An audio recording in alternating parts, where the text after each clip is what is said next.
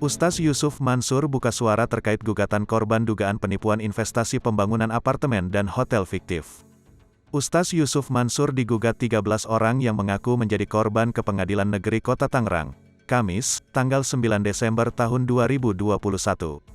Mereka menuntut supaya uang yang telah diinvestasikan melalui Ustaz Yusuf Mansur dikembalikan. Ustaz Yusuf Mansur membantah tudingan tersebut. "Gimana saya jadi penipu?" kata Ustaz Yusuf Mansur saat dihubungi wartakotalive.com, Sabtu, tanggal 11 Desember tahun 2021.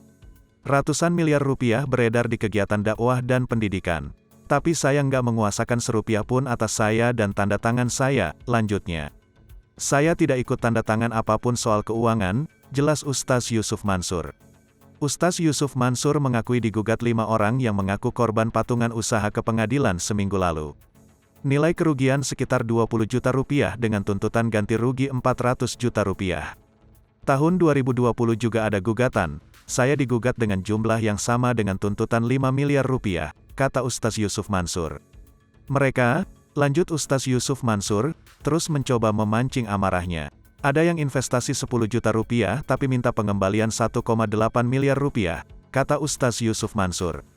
Menurut Ustaz Yusuf Mansur, ada yang mengganjal dalam gugatan itu. "Mereka hanya ingin saya salah," ujar Yusuf Mansur.